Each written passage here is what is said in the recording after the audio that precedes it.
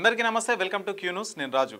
మరి తెలంగాణ రాష్ట్రంలో friendly police అయితే మన ఒక నినాదం అయితే ఉంది. అంటే ఫ్రెండ్లీ పోలీసింగ్ అంటే మనకి ఏ సమస్య వచ్చినా, మనకి ఏ ప్రాబ్లం వచ్చినా కానీ పోలీస్ స్టేషన్కి వెళ్తే మరి పోలీసులు వెంటనే రియాక్ట్ అయ్యి కూడా మన సమస్యకైతే పరిష్కారం అయితే వెతుకుతూ ఉంటారు. సో పోలీసులు చేసే పని కూడా అదే. ఎందుకంటే మనకు రక్షక భటులు అంటారు వారికి తెలుగులో. రక్షక భటులు అంటే మరి ప్రజలకు వ్యవస్థకు వాళ్ళు రక్షణ కల్పించడానికి అయితే ఉన్నారు. మరి కొందరు పోలీసులను చూస్తే మరి కొద్దిగా బాధ కూడా అనిపిస్తుంది, ఒక్కొక్కసారి కోపం కూడా అనిపిస్తుంది. మరి పోలీసుల పైన అయితే కొద్దిగా ఎక్కువ మరి అక్కడక్కడ వినిపిస్తున్న మాట ఏంటంటే మరి పోలీసులు ఎక్కువ దురుసుగా ప్రవర్తిస్తారు, కొడతారు, రీజన్ లేకుండా కొడతారు, కారణం లేకుండా కొడతారు. సో వాళ్ళకు కోపం ఎక్కువ అని చెప్పేసి అయితే మనకైతే తరచూ టీవీలలో చూస్తుంటాము. ఎక్కడ బండ్లు ఆపినా ఒకవేళ బండి ఆపకపోతే కనుక కొట్టడం మనం నిత్యం చూస్తూనే ఉంటాం. సో అట్లాంటి సంఘటన వరంగల్లో ఒక సంఘటన అయితే జరిగింది. అది సంఘటన నిజంగా దారుణం అని చెప్పుకోవచ్చు. సో ఏం జరిగింది అనేది ఒకసారి అయితే మీకు క్లుప్తంగా నేను చదివే ప్రయత్నం చేస్తాను. దాని తర్వాత చెప్పిన తర్వాత దానికి సంబంధించిన ఫోటోలు కావచ్చు, విజువల్స్ కావచ్చు, అవన్నీ ఉన్నాయి, అవన్నీ చూపించదా. ఫస్ట్ టైం ముందైతే ఏం జరిగింది ఏంటి అనేది అయితే ఒకసారి మనం తెలుసుకుందాం. సో ఈ సంఘటన ఎక్కడ జరిగిందంటే వరంగల్లో అయితే జరిగింది. ఇది వాళ్ళకి ఏదైతే అన్యాయం జరిగిందో మరి దానికి సంబంధించి కూడా వాళ్ళైతే హ్యూమన్ రైట్స్ ఉంటాయి కదా, మానవ హక్కుల కమిషన్, సో దాన్ని అయితే ఆశ్రయించారు. వాళ్ళకైతే ఒక లేఖ అయితే రాశారు. దానికి సంబంధించిన లేఖ అయితే మిమ్మల్ని వినిపిస్తాను ఒకసారి. ఇక గౌరవనీయులైన మానవ హక్కుల కమిషన్ గారికి రాయనది ఏమనగా, అయ్యా, విషయం నన్ను మరియు నా కుమారుని మానసికంగా ఇబ్బందులు పెడుతున్న పోలీసు వారిపై చట్టపరమైన చర్యలు తీసుకున్నటకు గూర్చి. అంటే విషయం ఏంటంటే నన్ను నా కుమారుడిని అని చెప్పేసి ఆమె అయితే రాస్తుంది, ఒక మహిళ అయితే రాస్తూ ఉన్నారు. పోలీసులు అయితే వాళ్ళని వేధిస్తున్నారు, మానసికంగా వేధిస్తున్నారు అని చెప్పేసి విషయం అనమాట. సో విషయానికి లోపలికి వెళ్తే మరి నేను అనగా మరియమ్మ వెంకటయ్య గారి సతీమణిని, వయస్సు 56 సంవత్సరాలు, కులము మాదిగ, వృత్తి కూలి పని, చిరునామా వచ్చేసి ఇది ఇక ఏకశిలా నగర్ మరియు so AC Reddy Nagar, Shivanagar, Warangal. So ఈ ఇన్సిడెంట్ అనేది వరంగల్లో అయితే జరిగింది. సో ఏం జరిగింది అని అంటే mills colony police station SI Srikanth garu నా కుమారుడి పట్ల చేసిన అమానుషమైన దౌర్జన్యపూరిత ప్రవర్తనపై ఈ లేఖ ద్వారా ఫిర్యాదు చేయదలుచుకున్నానని చెప్పేసి ఆమె అయితే లేఖ అయితే రాస్తా ఉంది. ఈరోజు అనగా ఆగస్టు 22, అంటే ఇది ఆగస్టు 22 అయితే జరిగింది. ఆగస్టు 22, 2028 రాత్రి సుమారుగా 11:30 గంటల సమయంలో వాల్మార్ట్ ఎదురుగా ఉన్న మా రెడ్ బకెట్ బిర్యానీ హోటల్ మూసి ఉంది. మా హోటల్ నుంచి ఎస్ఐ శ్రీకాంత్ గారు అక్రమంగా ఒక గ్యాస్ సిలిండర్ తీసుకెళ్తుండగా నేను చూశాను. ఎందుకు సార్ గ్యాస్ సిలిండర్ తీసుకెళ్తున్నారు అని నేను అడిగాను. ఎస్ఐ గారు క్షణం కూడా ఆలోచించకుండా ఆగ్రహం వ్యక్తం చెందిన ఎస్ఐ శ్రీకాంత్ చెంపలపై కొట్టి అత్యంత దారుణంగా అసభ్య పదజాలంతో కులం పేరుతో దూషించారు. నా కుమారుడు వచ్చి మా అమ్మని ఎందుకు కొడుతున్నావు అని అడగా అతన్ని కూడా దారుణంగా కొట్టి బూతులు తిడుతూ ఎస్ఐ గారు అతనితో వచ్చిన కానిస్టేబుల్ రాజు మా ఇద్దరిపై దాడి చేశారు. దీనికి సంబంధించిన సీసీ రికార్డు కూడా కలదు. గతంలో కానిస్టేబుల్ రాజు తరచుగా వస్తూ ఎస్ఐ గారు నన్ను బిర్యానీ ప్యాకెట్లు ఇవ్వాలని, నెలవారీ మామూలు ఇవ్వాలని అడిగి తీసుకొని వెళ్ళేవారు. ఇక ఆషాఢ మాసం రావడంతో బిజినెస్ సరిగా నడవకపోవడం వల్ల వారు అడిగింది ఇవ్వలేనందున కక్ష సాధింపు చర్యలకు పాల్పడుతూ మమ్మల్ని మానసికంగా ఇబ్బందులకు గురి చేస్తున్నారు. అంతేకాక ఈ విషయాన్ని ఎవరికి చెప్పుకున్నా మీ పని పడతాను, మిమ్మల్ని వదిలిపెట్టను, మీ బిజినెస్ ఎలా నడుపుతారో చూస్తాను అని తీవ్రంగా బెదిరించారు. మమ్మల్ని ఎవరు కాపాడతారని అని కూడా బెదిరిస్తున్నారు. ఎస్ఐ శ్రీకాంత్ గారి నుండి మాకు ప్రాణహాని ఉంది. ఈ విషయంపై దయచేసి తక్షణమే విచారణ జరిపి బాధ్యులైన ఎస్ఐ శ్రీకాంత్ గారిని మరియు కానిస్టేబుల్ రాజు గారి పైన చట్టపరమైన చర్యలు తీసుకోవాలని అయితే, తగిన న్యాయం చేయాలని అయితే వారు కోరుతా ఉన్నారు. బాధితురాలు ఎన్ మరియమ్మ. సో చూసిరు కదా, ఎవరైతే మరియమ్మ ఉంటుందో వాళ్ళ హోటల్కి సంబంధించి అయితే మరి అక్కడ ఒక చిన్న ఇన్సిడెంట్ ప్రకారం వాళ్ళని అయితే చేయి కొట్టడాలు, సో అవన్నీ విజువల్స్ అవైతే ఉన్నాయి, అన్నీ చెప్తాను. సో మరియమ్మ ఎవరైతే వ్యక్తి ఉన్నారో వాళ్ళైతే రెడ్ బకెట్ బిర్యానీ అని చెప్పేసి ఒక హోటల్ అయితే నడిపిస్తున్నారు. నడిపించే క్రమంలో ఆగస్టు 22వ తారీఖున ఏమైందంటే మరి 11:30 గంటలకు పోలీస్ అయితే వచ్చి డైరెక్ట్గా సిలిండర్ ఏదైతే ఉంటుందో దాన్ని తీసుకెళ్తే ఆమె అడ్డుపడి ఎందుకు తీసుకెళ్తున్నారు ఇట్లా అని చెప్పేసి ఆమె అడగడం వల్ల ఇక ఆమెను ఏం ఆలోచించకుండా కొట్టిందంట. కొట్టగానే వాళ్ళ కుమారుడు ఎవరైతే, వాళ్ళ అబ్బాయి ఎవరైతే ఉంటారో ఆయన వచ్చి అడిగేసరికి ఆయనను కూడా కొట్టిందంట. కొట్టేసి ఇక విచక్షణారహితంగా తిడుతూ బండబూతులు తిడుతూ అక్కడి నుంచి అయితే వెళ్ళిపోయిందంట. సో విజువల్స్ అయితే ఉన్నాయి, దానికి సంబంధించిన విజువల్స్ అయితే మీకు చూపిస్తాను ఒకసారి. సో ఇక ఈమెనే, ఆమె మరియమ్మ అనే వ్యక్తి ఈమె. సో విజువల్స్ సీసీటీవీలో అయితే విజువల్స్ అయితే ఉన్నాయి ఇక్కడ మనకు, దానికి సంబంధించి కూడా.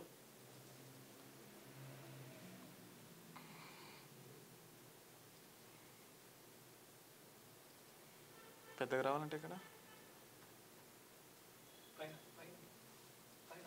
ఓకే. రాకపోవచ్చు.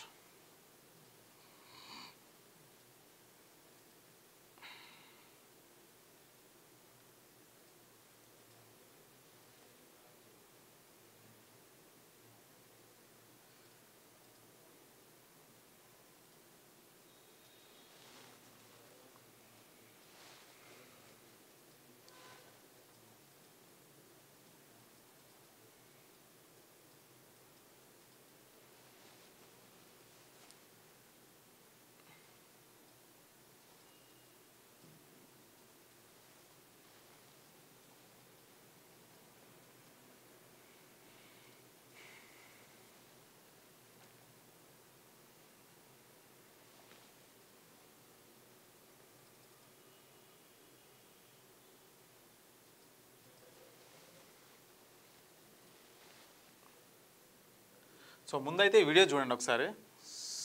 సౌండ్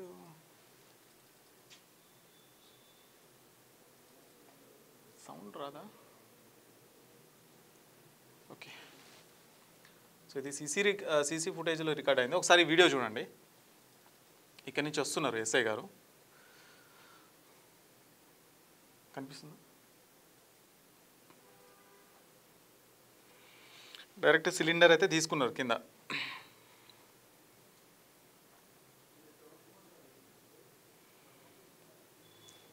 సిలిండర్ కింద నుంచి తీసేశాడు.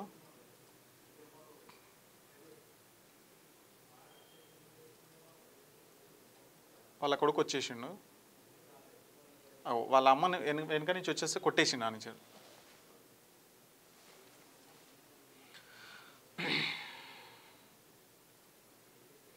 ఈ అబ్బాయి వచ్చిండు. వాళ్ళ తర్వాత వాళ్ళ అమ్మ వస్తుంది. వాళ్ళ అమ్మ వచ్చింది, కొట్టేసిండు, చెంపమికలు కొట్టేసిండు. వాటిని ఎందుకు కొడుతున్నామని చెప్పేసి వాళ్ళు అడుగుతున్నారు.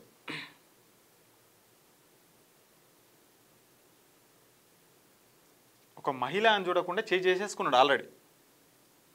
సో బయటికి పోయిన తర్వాత వాళ్ళ అబ్బాయిని కొడుతున్నాడు చూడు ఒక్కసారి.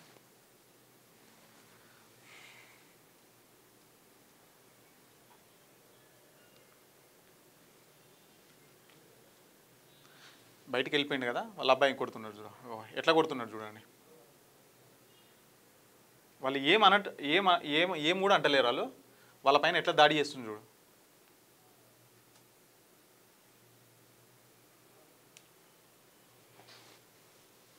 అవి చూడు ఎట్లా దౌర్జన్యం చేస్తున్నా చూడండి ఒకసారి.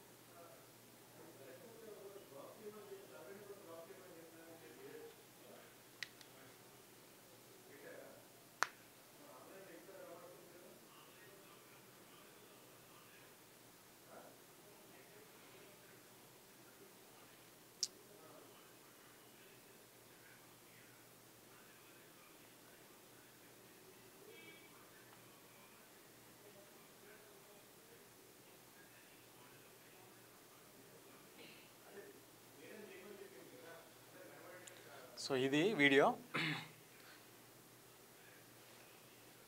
ఈమెనే ఆమె ఎవరైతే ఇప్పుడు దెబ్బలు తిన్నారో, సో ఆమె మరి అమ్మ ఈమెనే. ఇట్లా గాయాలైనాయి. సో ఇంకొక వీడియో ఉంది. సో సేమ్ అదే.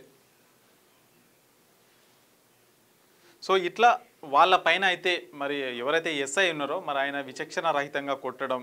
సో ఒకవేళ అక్కడ అర్థమయ్యేది ఏంటంటే, ఒకవేళ 11:30 గంటలకు అంటున్నారు, ఒకవేళ టైం అయిపోయినప్పటికీ సరే, వాళ్ళు ఏదైనా రూల్స్ పాటించకపోయినప్పటికీ నువ్వు కేసులు పెట్టాలి.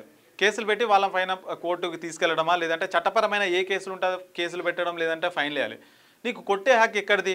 అంటే పోలీసులు కొట్టడానికా మిమ్మల్ని ఉద్యోగాలు ఇచ్చింది, మీకు జీతాలు ఇచ్చేది? అంటే ప్రజలు మేము జీతాలు ఇచ్చుకుంటా, మీకు నెల నెల శాలరీస్ ఇచ్చుకుంటా, అంటే మీ చేత దెబ్బలు తినడానికా మీరు ఉద్యోగాలు చేస్తున్నది? ఒకవేళ వాళ్ళు ఏదైనా తప్పు చేస్తుంటే హోటల్ పరంగా చట్టపరమైన చర్యలు తీసుకోవాలి కదా.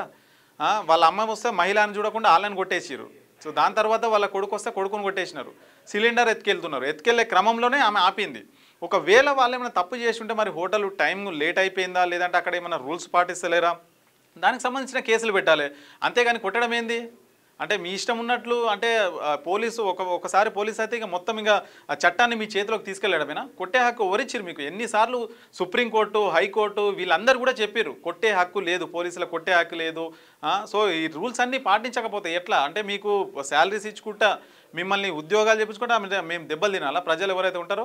సో వాళ్ళైతే మరి వీళ్ళపైన ఖచ్చితంగా చర్యలు తీసుకోవాలని చెప్పేసి వాళ్ళైతే మానవ హక్కుల కమిషన్ ఏదైతే ఉంటుందో మరి వారిని అయితే ఆశ్రయించడం జరిగింది. ఎవరైతే బాధితులు ఉన్నారో మరి ఖచ్చితంగా వాళ్ళపైన చట్టపరమైన చర్యలు తీసుకోవాలి. ఆ పోలీసులు ఎవరైతే ఉన్నారో మరి ఇంత కానిస్టేబుల్ రాజు కూడా ఉన్నారంట మరి అక్కడ. మరి వాళ్ళు కూడా ప్రతి నెల వచ్చి అయితే మామూలు అడుగుతారంట. అక్కడ క్లియర్గా వాళ్ళైతే మెన్షన్ చేసిరు.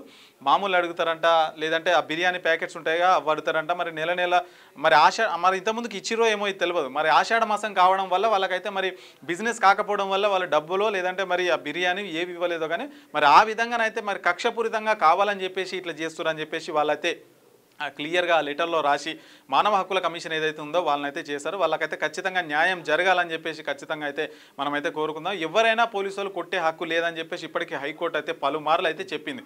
అయినా కానీ కొందరు పోలీసుల ప్రవర్తన అయితే అస్సలు మారడం లేదు. సో దీనికి సంబంధించిన వార్త అది. మరి ఇంకా వాళ్ళైతే మానవ హక్కుల కమిషన్ ఏదైతే ఉందో వాళ్ళైతే ఆశ్రయించారు. ఖచ్చితంగా పోలీసులపైన చట్టపరమైన చర్యలు తీసుకోవాలి, బాధితులకైతే న్యాయం చేయాలని చెప్పేసి మనమైతే కోరుకుందాం ఇంకా.